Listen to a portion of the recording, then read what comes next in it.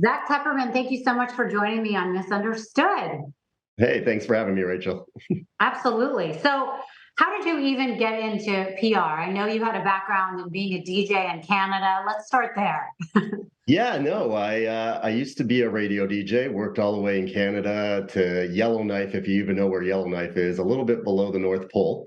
Had a good show there, Cool. me and all the 50 people that live there. Worked out in Miami, worked around LA, all over the place in radio, used to go down and, I was on the other side of the media, interviewing everybody on the red carpets and everything like that. And I had a conversation with a guy named Martin Sheen at the 2009 Toronto Film Festival, and him and his publicist at that time said, "Hey, you've got a good spirit to you. Why don't you come down to Hollywood and get into PR?" So I said, "Fuck it, all right, let's do it." And I quit radio the next day, moved down to Hollywood, turned a 3-month contract into a 4-year deal with that PR firm that was representing him. At that time, we had the TV show Glee and all this other fun stuff, Jersey Shore, et cetera, et cetera. We had all the big hot stars. And then after 4 years at this other company, I said, you know what? I want to change some stuff in this industry up. And I don't want to just work with celebrities. I don't want to just work with musicians. I want to work with them all. And I started my own company, branched off, started ZTPR, and expanded across the US, Canada, into Switzerland, Australia, you name it. We have a hand somewhere. That's amazing. What gave you the confidence in those 4 years that you knew that you could go out on your own? Like, did you have clients that only wanted to be with you? Like, what was that moment of pure confidence that you're like, I don't need anyone else? You know what? It was, I got close to a lot of clients. So I had that stability that I kind of knew, if I went on my own, I had clients that would follow.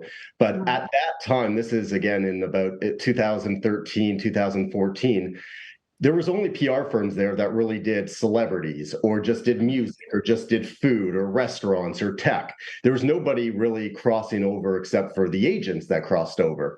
And so I was like, I bring a client to New York and I'd be like, hey, where do they go to eat? Okay, this restaurant. Call up the restaurant's PR and be like, hey, can we bring so and so in? And they'd be like, yeah, for sure. Take a photo with the chef. And I'm like, why am I not representing the restaurant also? And that way I could double dip. And so having this kind of concept that nobody else was doing, I was like, you know what? I'm either going to make it or I'm going to fail miserably. And luckily for me, it all worked out, and I became one of the first companies to be able to do that. So it was great. Yeah. So what you're saying is really important. I feel like PR has changed so much in the last couple of decades. It was all about celebrities. And it's interesting because I feel like when we looked at celebrities that were mostly actors, right? Because that's what a celebrity was at the time. It's kind of like we didn't know who they were as a person because there was no social media.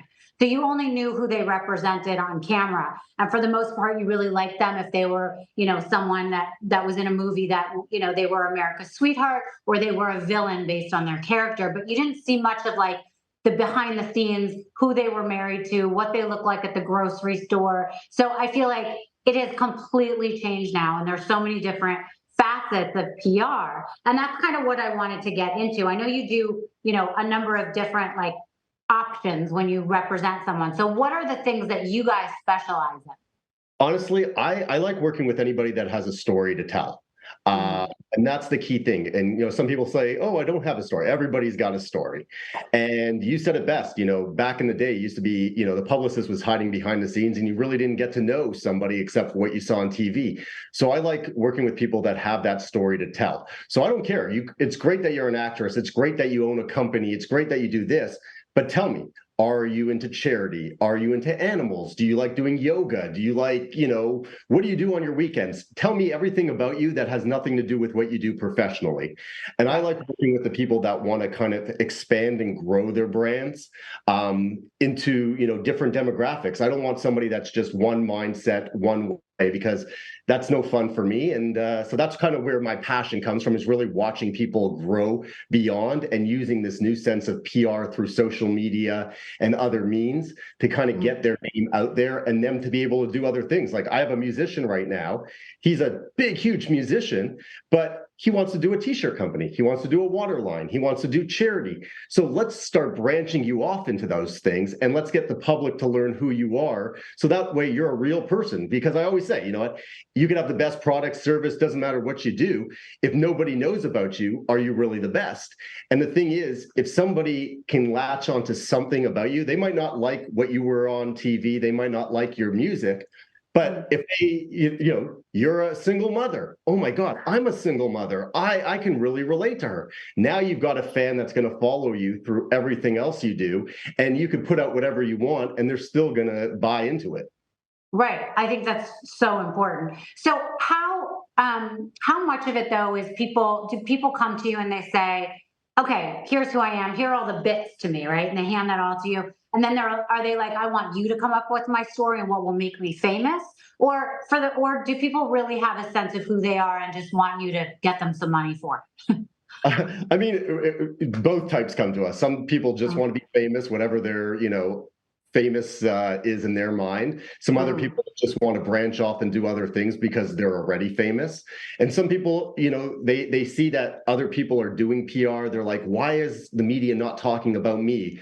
And they come to me and they go, I don't know what my story is. Can you form that story for me? And that's what we do. We kind of dive into their life. And, it's like, great, you have this big company. But what did you do to get that company? Did you bootstrap yourself? Did you work hard, long hours to be able to make the money to then start? Well, that's part of your story. Other people are trying to do that. So we kind of dive in and we, kind of help brand them and whatever they are doing and what their goals are. Some people have like a 3-month plan and goals. Some people are like, you know what, in the next year, I want to own 2 or 3 companies. Well, okay, how do we get to that point?